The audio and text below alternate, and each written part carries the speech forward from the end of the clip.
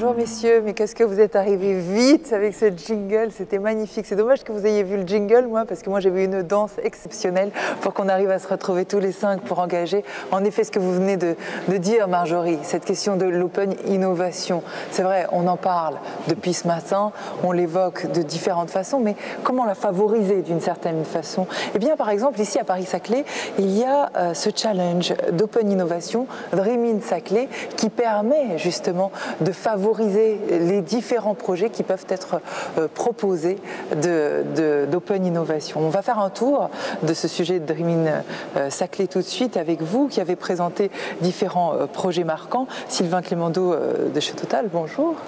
Bonjour à vous. Alain Schmitt chez EDF, bonjour à vous. Jimmy Colomy de chez Trion, bonjour à vous. Et puis, je voudrais commencer avec vous, Pierre-Olivier Viac. Vous allez nous expliquer un petit peu plus, et là je me tourne vraiment vers vous cette fois, que ce soit bien clair. Je voudrais vous m'expliquer un petit peu plus, Dream in Saclay, ce que c'est exactement. C'est-à-dire qu'on comprend l'idée, mais comment ça fonctionne? Comment on fait que ça fonctionne? Alors, d'abord, comment c'est né ce projet? Alors, c'est né il y a maintenant 5 ans, hein, donc en fait c'est un hackathon professionnel dans le domaine de la transition écologique. Donc en fait, ça veut dire qu'on fait appel à des partenaires industriels grands comptes, qui vont témoigner juste après, qui ont des défis à relever dans le domaine de la transition écologique.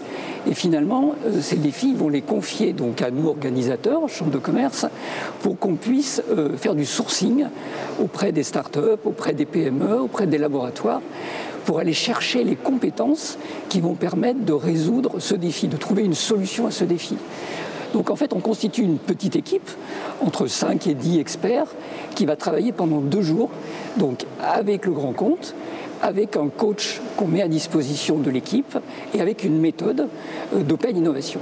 Et alors, ces défis, parce que des défis, oui, bon, il peut y en avoir plein. Il y en a pas mal, évidemment. Ces défis, comment est-ce qu'ils sont définis? Est-ce que d'abord c'est lié au cœur de métier d'une entreprise? Est-ce que c'est juste parce que c'est ciblé sur la question écologique?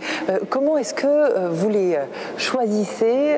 Combien vous en choisissez par année? Expliquez-nous concrètement. Bah ouais, c'est ça la question. Comment ça se passe? En fait, les défis, quand même, ils viennent des industriels et des grands comptes, hein, puisque c'est eux qui ont un besoin de trouver une solution à ces défis.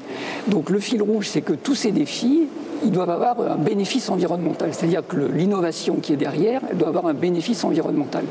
Donc tout à l'heure, on va avoir 2 exemples de défis de Total et d'EDF, mais ils ont tous ce fil rouge de la transition écologique. Donc ce sont ces industriels qui nous les proposent.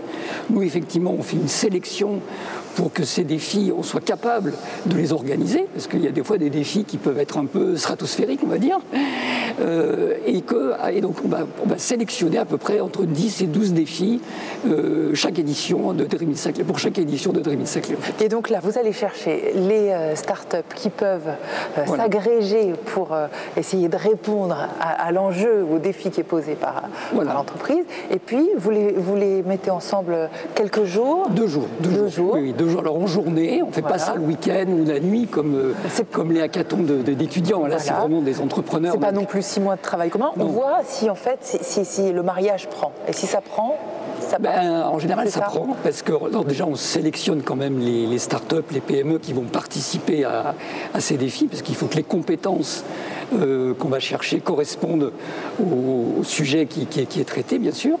Et puis donc, on a un coach et une méthode pour faire en sorte que la mayonnaise prenne, effectivement, et qu'à l'issue des 2 jours, on ait une solution qui soit présentable, parce qu'il y a un pitch à la fin qui est réalisé, et donc il y a une solution qui est présentée. Alors... Moi, je comprends très bien tout ce qui vient d'être expliqué. Mais Sylvain Clémendo, expliquez-moi, vous qui êtes directeur Mission Innovation chez Total, donc, vous avez défini un défi. Déjà, vous allez m'expliquer comment vous le définissez par rapport à ce que vous faites au quotidien. Et surtout, en quoi est-ce que Dream in peut vous apporter des éléments, alors que peut-être vous-même, vous pourriez trouver par vous-même quelques startups qui vous accompagneraient? Voilà, bonjour, donc je suis effectivement en charge de l'innovation dans la branche raffinage chimie de Total. La branche raffinage chimie, c'est les usines de raffinerie et les sites pétrochimiques qui font les matières premières. Ce qui nous intéressait en fait dans cette démarche, c'était la méthode. Pierre-Olivier l'a décrite, c'est-à-dire mettre tout le monde dans un même endroit pour réfléchir à un sujet sur lequel on bute, on peut buter sur nos applications. Alors comme c'est notre première participation, on s'est dit il nous faut un défi qui ne soit pas trop difficile et un défi qui ne soit pas trop facile. Et est-ce que c'est un défi que vous avez à cœur de cibler depuis toujours, ou alors c'était l'occasion qui a fait qu'on pouvait chercher un défi? D'ailleurs vous allez nous le décrire, ce défi, oui, parce que par rapport à Total, c'est pas essayer de chercher d'autres formes d'énergie, là autre chose. Vous avez un sujet qui est tout singulier. Voilà, on a essayé. Donc les ingrédients finalement pour que ce défi fonctionne, c'est d'avoir des gens qui vont participer du côté Total, donc d'avoir un sujet qui effectivement est suffisamment important et bienveillant, qui va solliciter la bienveillance. Le défi qu'on a choisi, en fait, c'est un défi qui tourne autour de la préservation des aliments. Donc assez loin finalement de notre sujet raffinage chimie, mais sauf que ça touche au plastique. Mais ça touche au plastique. Donc on l'a tourné transition énergétique, la gestion des déchets sur la capacité des plastiques à être une barrière. Et donc à imaginer ce qu'est la recyclabilité potentielle du futur, ce qu'est l'usage potentiel du futur, de façon à mettre autour de la table finalement des gens qui vont réfléchir à cette problématique. Notre objectif était d'avoir des idées. N'était pas forcément d'avoir des solutions. Donc on est très satisfait parce qu'en fait on a eu 3 idées. Donc la mayonnaise a finalement bien pris entre l'ensemble des... 3 startups différentes. C'était 3, c'est pas 3 startups différentes, il y a eu 2 startups plus l'INRIA, enfin plus des académiques, plus des gens un petit peu externes, et qui ont proposé 3 solutions potentielles qui pourraient régler notre problème. Et donc, par rapport à ça, il y a 2 questions qui me viennent. D'abord, qui chez vous pour travailler sur la question de l'évolution du film alimentaire? Oui. Vous avez déjà des gens qui travaillent là-dessus. Donc on a des équipes évidemment qui travaillent là-dessus, qui ont participé au challenge. Mais ce sont des équipes qui ont été créées pour répondre à ce défi, à ce challenge, ou alors vous aviez déjà des gens qui travaillaient dessus? Donc ce sont des équipes structurelles qu'on a mis en place pour justement répondre à ce défi, pour justement qu'ils donnent leur avis à la fois d'experts, mais qui puissent contribuer et rebondir sur les idées qui venaient justement des startups. C'est ça qui était intéressant, c'est ça qui nous intéresse dans l'open innovation, c'est le rebond en fait sur l'ensemble des idées qu'on peut avoir. Après, moi, ça m'intéresse. Alors du coup, comment on va faire pour s'occuper de nos aliments demain? On en est où? Donc en fait, le sujet Dreaming, la méthode, elle a permis de dire à un moment donné, c'est trop large, le sujet au départ est beaucoup trop large. Donc on va s'intéresser au vrac. Parce qu'effectivement, c'est un nouvel usage en France et en Europe.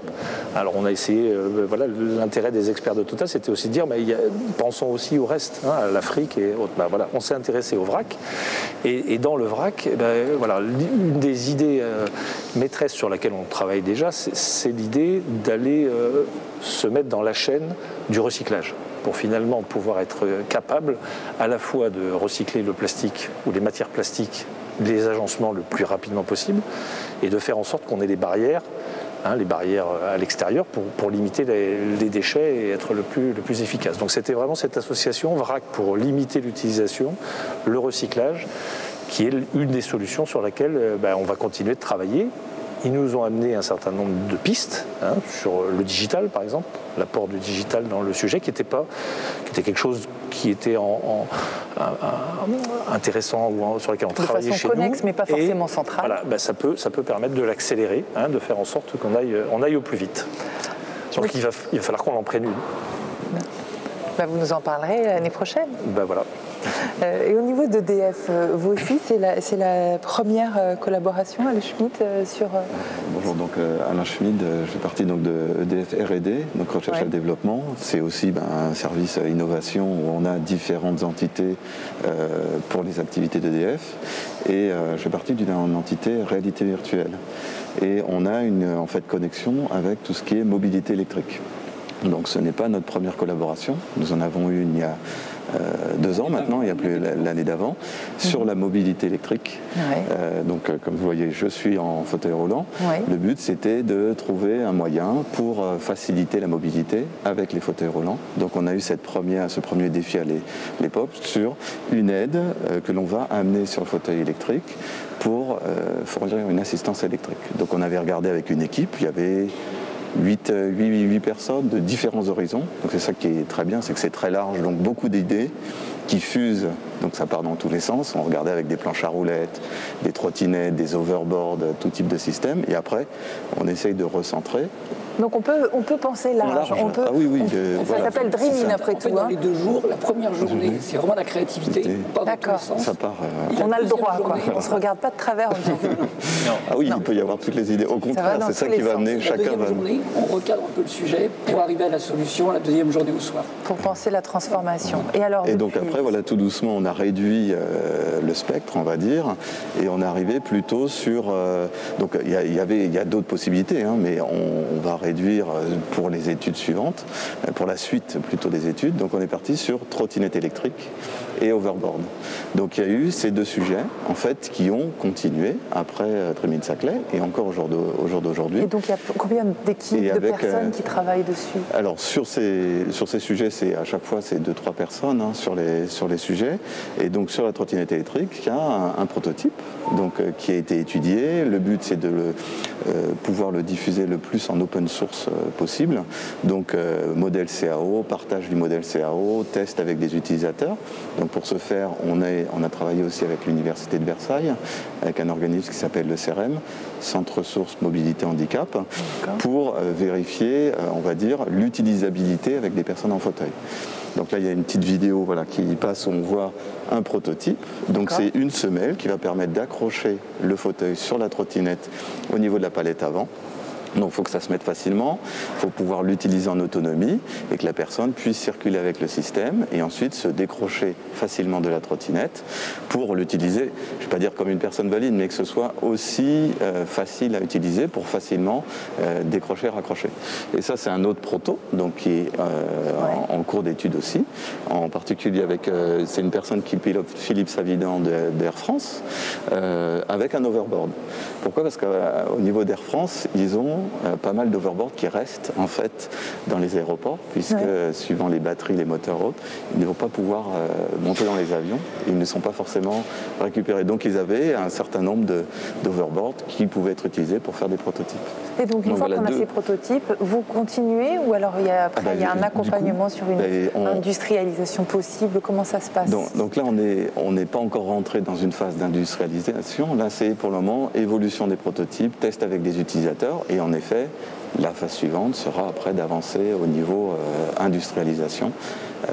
Donc monter une start-up ou être avec des start-up éventuellement existantes. Alors pour information, sur les trottinettes, on est en contact avec une start-up existante qui s'appelle Omni, qui regarde pour faire des systèmes d'adaptation de trottinettes pour les fauteuils. Donc pour leur amener en fait des modèles supplémentaires. Voilà, donc sur ce défi, qui était en fait le premier défi sur lequel... C'était donc il y a 2 ans, la dernière édition. Et comme tout s'est très bien passé, vous avez décidé d'avoir de nouveaux défis. On a rééchangé et on s'est dit pourquoi pas Et alors cette année, qu'est-ce que vous avez initié? Donc là, cette année, c'était sur donc pareil, toujours en lien avec la mobilité électrique, et donc de fournir une aide, donc une sorte de petit système de chariot robotisé qui va aider la personne, parce qu'en fait en fauteuil, c'est plus difficile de porter des choses, ou lorsqu'il faut aller plus loin, il faut une aide autre. Donc un petit chariot qui va suivre la personne ou la précéder et l'aider à transporter des choses ou l'aider à passer des petits obstacles. Donc pas monter des escaliers de 10 marches, mais régulièrement, malheureusement encore en France, on a des bâtiments avec 2 marches, une marche, 2 marches pour rentrer. Donc, et on se retrouve, on peut se retrouver bloqué devant le bâtiment. Donc si on a cette petite aide qui va nous permettre de transporter une valise ou du matériel, des choses comme ça, et le moment venu va nous aider à passer cet obstacle, ça rendra service. Aujourd'hui, donc, pour l'information, ça n'existe pas. Donc il y a des choses dans différents domaines, il y a des fauteuils électriques avec des multi-roues qui vont permettre de monter des marches, mais c'est des systèmes qui sont assez lourds, il faut un véhicule particulier pour les transporter. Il y a des systèmes, alors ça c'est l'un des intérêts du défi, c'est que les différents participants sont allés chercher les informations à droite à gauche avec eux-mêmes leur état d'esprit, leurs pensées, leurs connaissances. Donc ça a amené plein d'idées, donc là on le voit un petit peu, des systèmes avec des choses qui vous ont surprise. Voilà, des systèmes avec des chevilles. Vous aviez déjà un petit peu pensé. Il y a plus de la moitié de ce qu'ils ont proposé. Qui aide à penser au-delà de soi. Au-delà de ce que l'on aurait pu rechercher, parce que moi c'était assez orienté handicap, alors que là c'était beaucoup plus large. Donc des systèmes avec les militaires avec les chenilles, des systèmes de montée de marche pour des gros colis, voire même nous, côté EDF, il peut y avoir d'autres choses, par exemple pour la maintenance dans le nucléaire. C'est-à-dire qu'il peut des chariots semi-intelligents qui vont permettre de porter du matériel, du coup ça ne va pas forcément servir que pour le handicap, ça peut servir aussi pour d'autres choses. En fait ça marche à tous les coups. Non. Oui, parce que là on a 100% des gagnants qui ont leur chance. Il faut tenter sa chance. Voilà, j'ai tenté de le dire en tous les cas. En fait effectivement ça on le suit de près, effectivement le nombre de partenariats qui sont mis en place. Aujourd'hui on est à 60% de défis qui ont donné lieu à la mise en œuvre de partenariats depuis le début. Alors des fois ça met un peu de temps, puisque effectivement ça ne se fait pas du jour au lendemain, cette mise en place. On va avoir le témoin suivant qui lui a participé il y a déjà quelques temps. Mais on est à 60%, donc on est presque à 2/3 des défis qui donnent lieu à une suite et à une mise en œuvre opérationnelle. Et justement, ce sont plus des industriels ou des startups qui viennent vous voir ? Mais c'est les deux en fait, c'est-à-dire qu'on démarre. Vous les mettez ensemble, vous allez chercher des startups pour agréger ensuite, mais est-ce qu'il y a plus d'industriels au départ ou est-ce qu'il y a aussi des startups ? Au départ, on a besoin de défis. Et les défis, c'est quand même les industriels qui les portent. Parce que vous en aviez une, vous aviez un défi ou vous êtes la solution ou vous avez apporté le défi vous ? C'est la solution. Je suis la solution. Vous êtes la solution alors. Si je suis la solution, une des solutions. Je suis une des solutions. Vous en êtes une, ça c'est évident. Jimmy Colomy, vous êtes donc cofondateur de Trion, en l'occurrence. Alors expliquez-moi en quoi vous êtes la solution. Très bien. En fait, nous, on a participé donc, il y a maintenant quelques années, c'est 3 ou 4 ans, j'ai perdu le compte. Et c'était donc au défi micro-méthanisation porté par GRDF en partie. Et donc, l'idée, c'est qu'on a participé finalement à ces tours de table pour voir comment apporter les solutions. Peut-être quand même, ça vaut le détour. La méthanisation, il y a un petit schéma. L'idée, c'est que c'est un peu comme du compost amélioré. Ça permet de traiter les restes alimentaires, enfin tout ce qui va être organique, et d'en faire du fertilisant comme le compost, mais également de l'énergie, du biogaz. Voilà, qui est le défi de GRDF aujourd'hui, c'est-à-dire sur l'évolution de l'industrie du gaz, de voir comment arriver à produire du gaz qu'ils disent du gaz vert. Exactement. Donc, dans le cadre de cette méthanisation, s'appuyer sur des agriculteurs qui peuvent produire des déchets, entre autres, et créer de la méthanisation. Donc ça, c'est un gros système. Mais vous êtes dans la micro-méthanisation. Alors expliquez-nous. C'est ça. Donc voilà, ça c'est la méthanisation. La problématique aujourd'hui, c'est que c'est principalement des grandes unités industrielles ou agricoles qui sont pertinentes pour ces acteurs-là industriels et agricoles, mais pas forcément pour les plus petits acteurs qui sont disséminés sur l'ensemble du territoire. Et donc pour lesquels il va falloir organiser une collecte finalement assez lourde et qui vient mitiger le bilan global.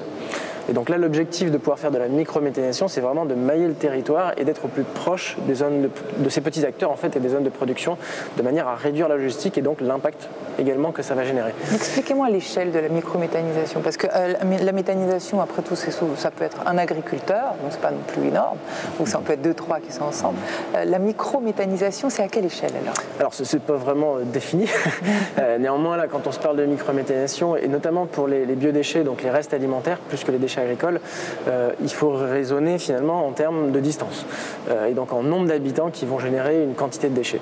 Et donc là, typiquement, je pourrais parler en tonnes par an. Nous, donc la solution qu'on a développée suite à ce Dream in Saclay, ça a été de faire une solution qui est capable de traiter entre 1000 et 10 000 tonnes par an. Et je précise bien cette plage, puisque l'intérêt aussi de la petite échelle, c'est que ça peut être standard et préfabriqué. Ce que nous, on a choisi de faire en fait. Et ça permet de fortement accélérer la mise en place des unités, puisqu'on n'a pas forcément en amont toute une phase d'études, d'autorisation, de travaux, etc. Mais on est vraiment sur un modèle réduit préfabriqué qu'on vient simplement livrer et mettre en service.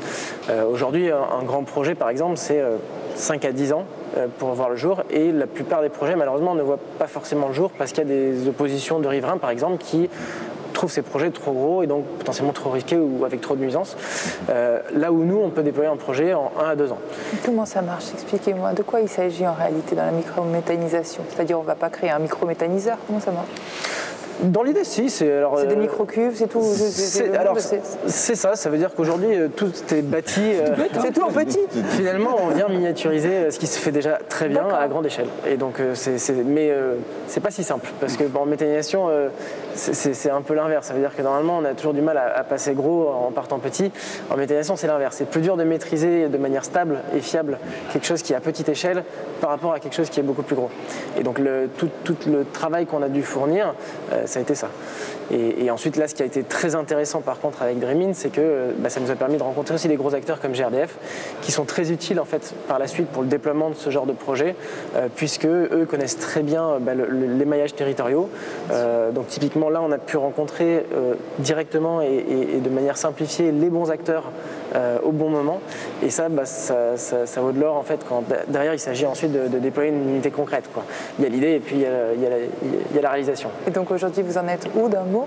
Et donc voilà, typiquement ces acteurs-là nous ont permis de déployer notre première référence dans les Yvelines. Donc c'est encore en cours de déploiement, elle va être mise en service à la rentrée en septembre, qui va gérer donc d'une part tous les déchets des cantines des collèges du département. Il faut savoir que c'est la 2e unité en Ile-de-France et la première dans les Yvelines. Donc finalement là on vient apporter une solution où il n'y en a pas, ou en tout cas là où aujourd'hui on est obligé de faire de la longue distance, ce qui n'est pas forcément optimal. Donc voilà, cette première unité voit le jour à Carrières-sous-Poissy, en partenariat avec GRDF, avec Valocène, qui est le syndicat de déchets local, qui nous a identifié un terrain d'implantation et dont la mise en relation a été faite de mémoire avec, notamment avec GRDF. Donc voilà, c'est tous ces intérêts-là qu'on peut retrouver ensuite dans le déploiement des solutions. Merci infiniment à vous, Jimmy. Merci à chacun d'entre vous pour tous ces beaux projets. Le prochain Dreaming, c'est quand? C'est l'année prochaine. Donc, mais les défis, on va commencer à les collecter à partir de septembre 2021. Donc après l'été. C'est passionnant en tous les cas. Merci infiniment à chacun d'entre vous.